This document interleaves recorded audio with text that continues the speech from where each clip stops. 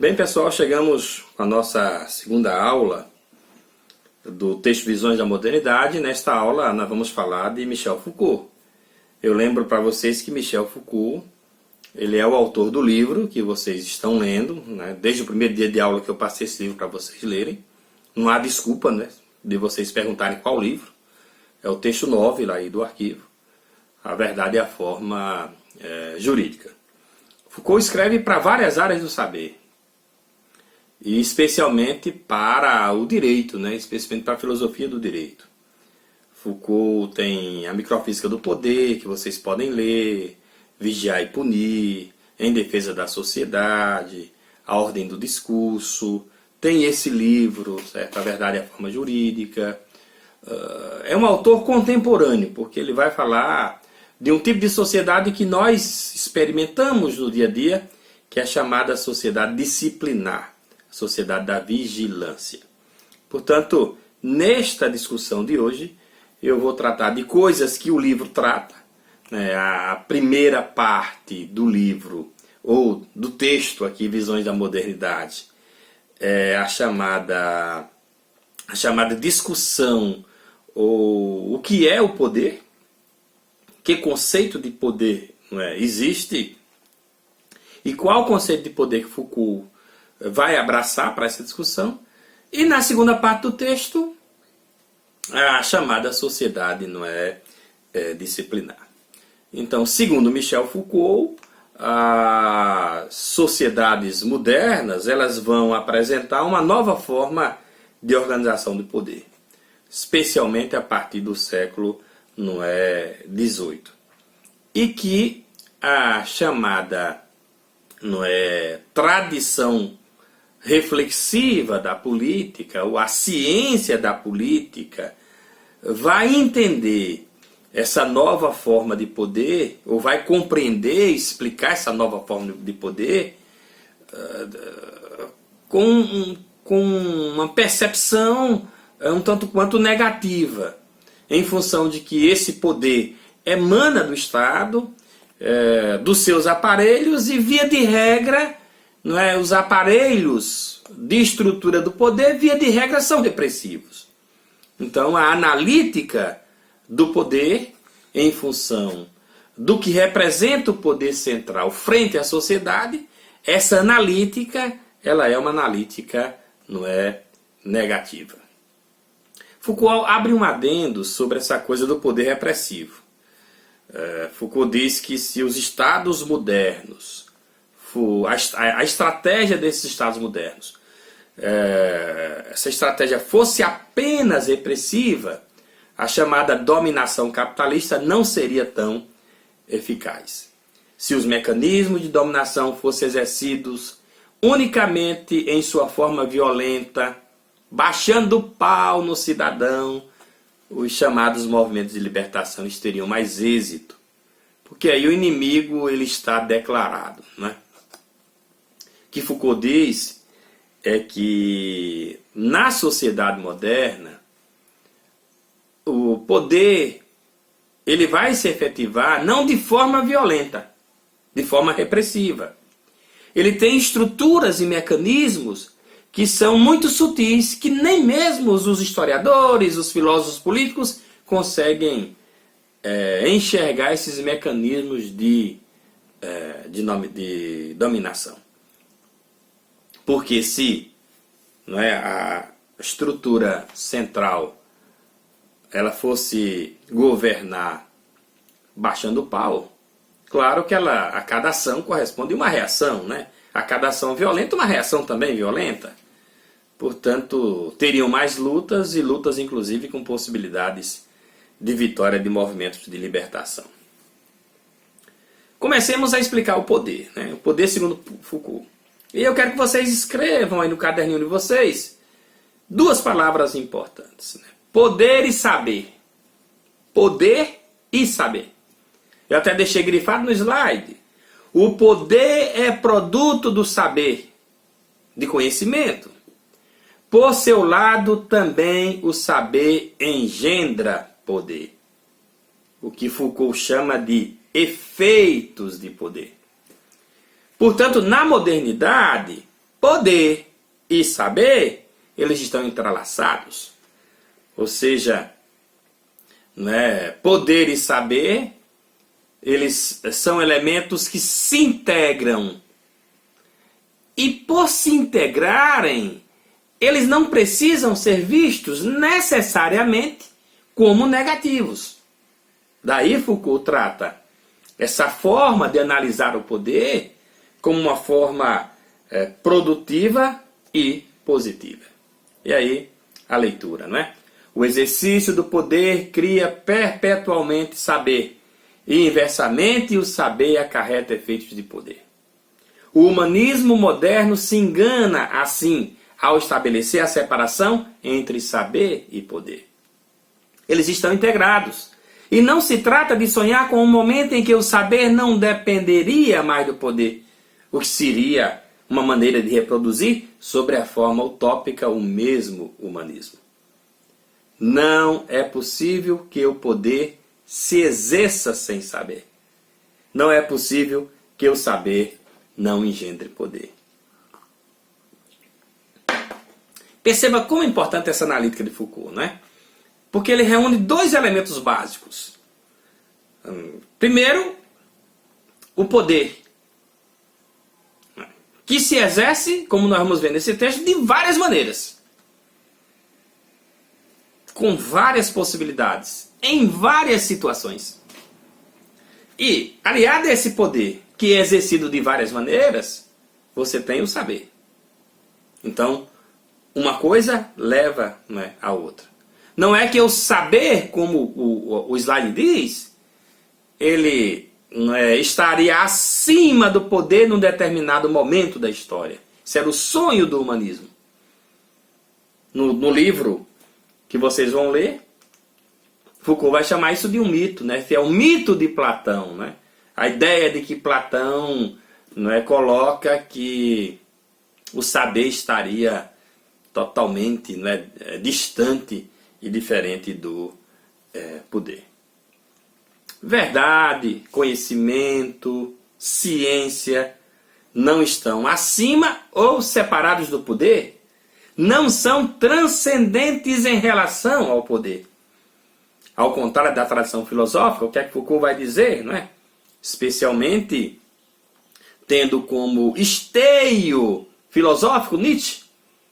Primeira conferência do livro Foucault vai tratar especialmente do livro Gaia da Ciência. Vocês vão perceber isso. Vocês poderão ter até dificuldade de entendimento porque é a parte mais teórica do livro. É toda a discussão sobre o que é o conhecimento. E aí o que é que Foucault vai dizer? A verdade, o discurso, não surge, não se expressa, não se espraia, não se espalha sem um determinado, né, interesse. Eu até grifei no slide. A verdade não se obtém como fruto de uma pesquisa livre e desinteressada. Ou seja, a busca da verdade é sempre interessada. Por qualquer ponto de vista, a verdade ela tem, não é, um determinado interesse. Análise do poder. Foucault não vai fazer análise do poder conforme a ciência política faz. A ciência política trata o poder negativo, o poder central, o poder de Estado, o poder que vem de cima para baixo. Não interessa a Foucault essa explicação, essa compreensão e este tipo de poder. A Foucault interessa o poder em sua fragmentação, na maneira em que se exerce em cada setor, ou seja, nos diversos ou múltiplos mecanismos que existem na sociedade, os efeitos da complexidade desses mecanismos. Daí a expressão, que é inclusive de um livro de Foucault, micro. O livro é microfísica, o livro que eu estou falando é microfísica do poder. Então é o micropoder que se estende pelo social, que não parte de nenhum centro, não é de cima para baixo, nem de baixo para cima, não vem dali, não vem dacolá. Né? Ou seja, o poder que está em toda parte, em todos os lugares. O poder que está com você. O poder que está comigo. O poder que está com todo mundo. Portanto, não é o poder central que interessa a Foucault. E aí a leitura da citação de Foucault. A condição de possibilidade de poder não deve ser procurada na existência primeira de um ponto central, num foco único de soberania, de onde partiriam formas derivadas e descendentes. O poder está em toda parte, não porque englobe tudo, e sim porque provém de todos os lugares. O poder não é uma instituição e nem é uma estrutura, não é uma certa potência de que alguns sejam dotados. O que é o poder? Nesse slide tem o conceito de poder. No finalzinho do slide, o que é que diz aí? O poder é o nome dado a uma situação estratégica complexa numa sociedade determinada. Ou seja, o que é o poder? O poder é uma situação estratégica.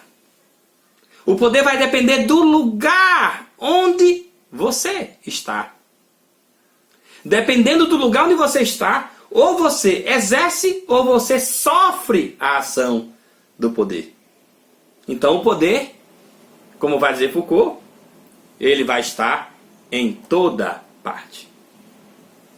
Uma classe dominante não é uma abstração, mas também não é um dado prévio.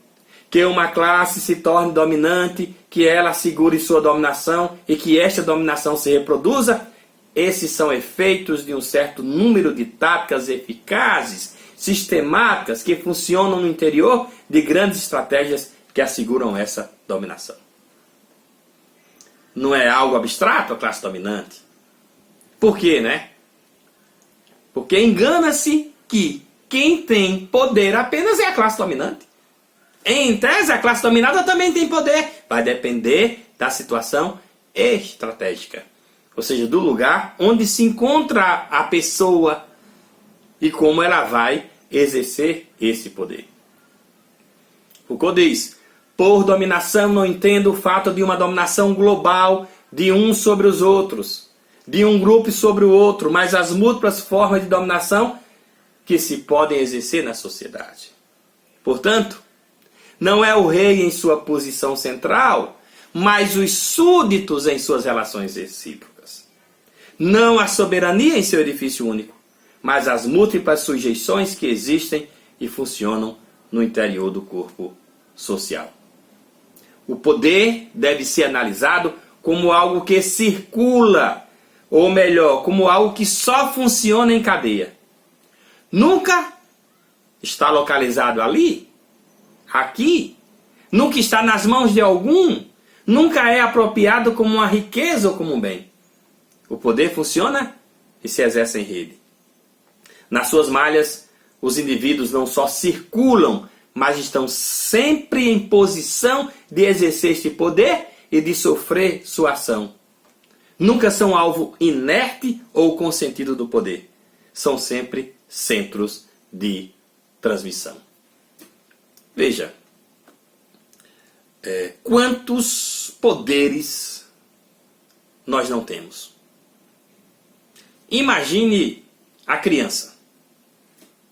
A criança, o bebê, exerce poder sobre o pai, sobre a mãe. Modifica a estrutura daquela família e exerce poder sobre ela. Por sua vez, os pais também exercem poder sobre a criança. O filho mais velho, o filho mais novo, não é? Não exerce poder? A forma como a gente olha para as pessoas é um exercício de poder. Como a gente olha e como a gente concebe as pessoas. Por exemplo, numa sala de aula que tem, não é? Numa sala de aula que a maioria são alunos de 16, 17, 18 anos. Turmas da manhã, pouco da tarde. Então tem uma pessoa de mais idade na sala. Aquela pessoa já tem uma graduação. Claro que o olhar de vocês nessa idade vai ser um olhar, não é? Sofrendo o exercício de poder dessa pessoa. Essa pessoa não está mandando em vocês. Mas a forma como vocês vão tratar essa pessoa é um exercício de poder. Quando vocês fazem um grupo e que uma pessoa do grupo, para um trabalho de equipe, uma pessoa sabe mais, por exemplo, porque vai ter gente que sabe mais, ela vai ter um exercício de poder sobre os demais. E ela não precisa exercer o poder conforme a analítica tradicional, né? A criança, o bebê não é autoritário. Exerce um poder ali inconsciente, não é? Imagina, quando você vai para a parada de ônibus, quem tem o poder? O motorista do ônibus, não é? Mas quando você vai lá para a barraquinha lá de fora comprar, você está com dinheiro. Quem tem o poder é você. Então perceba que, ora, eu tenho o poder, ora, eu sofro o exercício do poder. Ora, esse poder muda. No dia que eu chego com o pacote, que tem as provas dentro para aplicar, meu poder aumentou ou não? É claro que aumentou. Ele vai ser um dia diferente. Lembre-se do conceito de poder. Poder é uma relação estratégica numa determinada situação. Então, em dia de aula eu tenho um poder, no dia da prova eu tenho um poder maior. Veja como é comum essa estrutura, neste caso de poder. Quem de vocês nominaria como a pessoa que tem o maior poder do mundo? O maior poder do mundo. Não diga Deus não. Pessoa.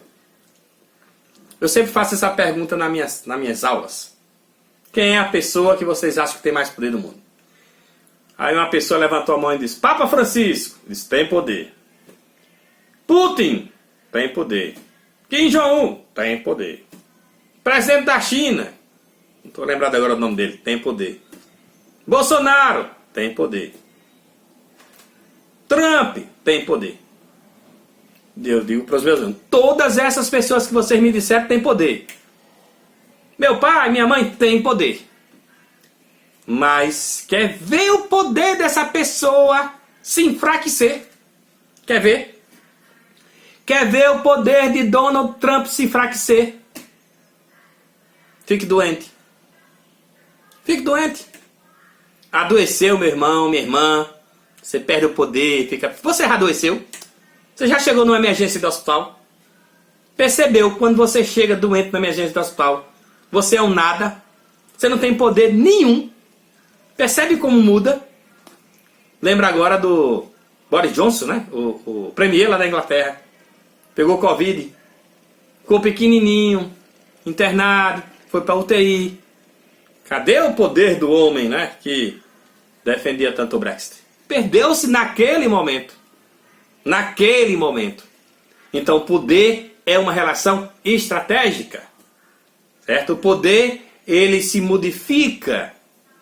Ele se altera. Não é? E todos têm poder. Todas as pessoas têm poder. Desde a criança, o recém-nascido, ou o bebê, o feto, né, que ainda está se formando, até a pessoa de idade. Então todas essas pessoas exercem poder. É essa analítica de poder que Foucault traz. É a chamada microfísica do poder, ou chamado micropoder. Segunda parte do texto vai tratar dos micropoderes na sociedade disciplinar. E aí vamos falar da sociedade disciplinar, que tanto será abordada no livro que vocês já estão lendo, e muitos, inclusive, já terminaram de ler. Eu espero, né? Porque junho está chegando. Então, examinando na ótica da analítica do poder, na rede difusa do poder, Foucault vai distinguir dois tipos de micropoderes ou de poderes de aspecto normativo, em oposição a um tipo de poder que ele vai chamar de legislativo, não é? Que, em tese, esse poder legislativo ele é repressivo, não é? Então, os estados modernos caracterizam-se pela ordem da norma, pela produção de práticas disciplinares, de vigilância e de controle constante. Por quê? Porque a gente já viu no início desse texto, que se o poder for exercido na base da porrada, esse poder será logo, não é, questionado. Então, o que fazer? Qual a estratégia para utilizar? E aqui vem a explicação dessa estratégia. A estratégia é trabalhar com a sociedade da norma. A compreensão, o consumo e a reprodução da norma, que vai ser muito mais eficaz do que o chamado modelo, não é, legislativo, repressivo legislativo. A ordem da norma, ela não pretende, como a lei, apenas reprimir. Ela quer ver suas normas aceitas pelas pessoas. Não quer proibir, quer convencer. Se a pessoa é convencida da norma, essa norma ela terá sucesso. Então, qual a tática da sociedade moderna?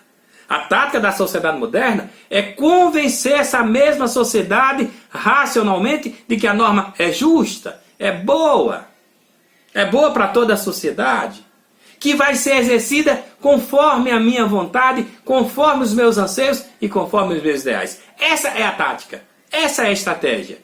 Fazer com que a norma ela seja, estou chamando aqui a palavra de, não é, consumida.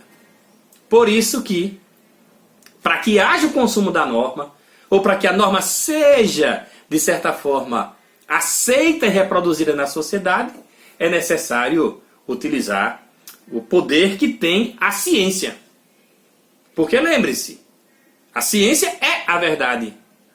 Quando, não é, pela ciência, pelo discurso da ciência, a norma ela vai sendo, não é, explicada, e ela vai sendo compreendida, claro que fica muito mais fácil de fazer com que, não é, essa norma ela seja, não é, reproduzida.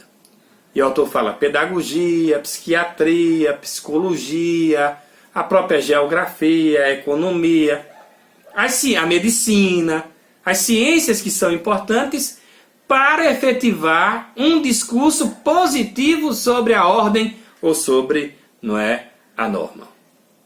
E aí, olha, se eu acredito que a norma é boa, como vai dizer Foucault, eu passo a ser um agente da normalização. Na medida que eu sou convencido da racionalidade da norma, primeiro, em tese eu cumpro. Ora, se eu cumpro, eu vou querer que as outras pessoas cumpram. Não é? Como o autor diz, não é? Nós passamos a exigir para nós próprios a norma e passamos a exigir que os outros também cumpram. No caso, não precisa colocar fiscais em casa, porque nós nos transformamos nos fiscais e nos vigilantes da lei, para que a lei ela seja, não é, cumprida. Por isso, gente, é que não vai ter lei seca em cada esquina. Vai ter lei seca em alguns momentos, em alguns lugares, para que a gente perceba que aquilo deve ocorrer, que aquilo pode ocorrer, não é? E que, de certa forma, eu preciso cumprir a norma. Porque se tiver lei seca todo dia, eu vou ficar puto da vida com a lei seca. Pode até ter uma reação contrária. Então esses são, digamos assim, as estratégias da sociedade moderna de fazendo com que a norma ela seja, não é, consumida. Que são procedimentos disciplinares? Tem um slide que diz o seguinte: a disciplina é uma técnica de poder que implica uma vigilância perpétua e constante dos indivíduos. Não basta olhá-los às vezes ou ver se o que fizer é conforme a regra. É preciso vigiá-los durante todo o tempo da atividade e submetê-los a uma perpétua pirâmide de olhares. Isso passa pelas nossas atitudes, isso passa pelo nosso corpo, porque nós vamos ser esses agentes adestrados da sociedade da vigilância, da sociedade da disciplina. Quando a gente está em aula, que alguém abre a porta, a gente direciona nosso olhar para onde? Para a porta. Não é verdade? Quando a gente escuta um barulho mais alto na casa do vizinho, a gente para, não é? E aí, não é? Passa a escutar o vizinho, porque a gente quer saber o que o vizinho está falando. E se for uma discussão, Tem a estratégia até do copo. Quando você colocar o copo, não é, na parede, né? Para ficar ouvindo o que a pessoa está comentando. Porque você está disciplinado, você quer vigiar o outro. Eu sempre brinco e digo, por exemplo, quando a gente sai do motel. Você sai do motel, tem um carro que está a 3, 4 quilômetros de você. De repente, não dá 10 segundos, o carro encosta para ver quem é que estava saindo do motel. Porque você precisa vigiar, né, o outro. Entrando, saindo do motel. Não é verdade? Não é? Nós somos a sociedade que foi adestrada para vigiar. Você já passou na calçada? Já passou na... Aliás, todo mundo aqui já passou na calçada. Todo mundo já andou na calçada, numa rua. Você vai andando numa calçada, se alguém abre o portão, o que é que você faz? Você olha para dentro da casa da pessoa. Não é? Então é o agente da normalização. É o agente da norma que, de certa forma, está a todo momento vigiando. E aí, claro, para que essa vigilância possa chegar, inclusive aos destinos do poder central, tem o disque denúncia, tem ouvidoria. Percebeu porque tem ouvidoria e porque tem disque denúncia? E as câmeras no celular? Que a gente está filmando, fotografando, que a gente está, de certa forma, né, vigiando. Sorria, você está sendo filmado. Não, sorria, você está sendo vigiado. É o poder da norma, é o poder da vigilância, que, de certa forma, né, colocou câmeras nas ruas, aqui na nossa instituição, nas nossas casas, e colocou no nosso bolso, na nossa bolsa. Porque nós temos um celular com a câmera que pode ser esse instrumento, não é, de vigilância. Então, o autor diz que o conjunto de teorias científicas, práticas institucionais, os procedimentos disciplinares vão garantir a vigilância na sociedade. E é autorizada pelo saber. Porque cada vez mais fica mais complexo esse processo de vigilância. E a técnica vai nos ajudando a ser mais vigilantes, a sermos mais agentes da disciplina. Aí o autor diz que essa vigilância não só se exerce em locais como hospitais, escolas, fábricas. No livro nós vamos falar da sociedade panóptica, do panoptismo. Vamos falar muito dessa sociedade panóptica. Claro, vocês precisam me perguntar, não é? Que é a sociedade, né, que vai criando estruturas de vigilância, nesse caso, não é, do outro. Então as escolas, elas têm estruturas físicas que vão permitir a vigilância de um aluno, não é, para o outro. As prisões, perceba, os presídios são feitos em corredores. Os corredores você tem porta com porta, as celas. O esquema do espelho, né? Porque às vezes se permite um espelho no presídio. Porque pelo espelho, você bota o espelho para fora da cela, você olha para o espelho e vê todo o corredor. Né? As enfermarias, cama ao lado de cama, pés com pés, prontuário. Já percebeu que o doente que está lá na enfermaria é um doente vigilante e entregão? Né? Amanhece, olha. Aí o doente diz: fulano passou a noite acordado, fulano gemeu muito, fulano mexeu no soro. Porque essa é a estrutura que a sociedade vai criando para que ela se torne, nesse caso, né, vigilante. Mas Foucault diz o seguinte, né? Se as sociedades modernas, o ideal do poder normativo é transformar cada pessoa em um vigia, cada camarada num vigia que vai tendo essas relações de entrega, de registro e de divulgação, né? Tá aí, os sites que vão divulgando todo o cotidiano das pessoas, os Big Brothers da vida que fazem tanto sucesso, porque nós queremos saber o que se passa lá. Ou seja, se não tiver uma transa lá no Big Brother, não presta, né? Tem que ter uma safadeza lá dentro para que a câmera pegue e a gente saia comentando. Ou tem que ser, digamos assim, um fight, né? Uma briga. Porque nossos sentimentos, nosso corpo, né? Nós fomos adestrados para poder ser esse agente do saber poder, que é bem o que o autor, não é, coloca. Mas ele diz também que se isso é uma estratégia de uma determinada estrutura de poder, da chamada tecnocracia, não podemos esquecer que a gente também pode fazer miséria, né? Ou seja, como diz o autor, né? Esse poder que nos foi dado de vigiar o outro pode fazer com que a gente vigie esses outros que nos oprimem. E aí o poder ele vai circular também pelas nossas mãos e pela nossa capacidade de fazer com que o outro possa ser punido em função de suas falcatruas, de suas faltas de honestidade, e etc. Né, e etc. E não precisamos estar organizados, em, como diz o autor, em partido, em programa de classe, porque cada um vai ter, digamos assim, essa capacidade. O problema, ou digamos assim, a solução, é saber, digamos assim, usar o poder. E aí nós vamos ver bem no livro, não é, como esse poder ele vai sendo, não é, pensado, ele vai sendo estruturado para que ele possa ser ou mal utilizado ou bem, não é, utilizado. Há várias formas da gente poder compreender o sistema de vigilância.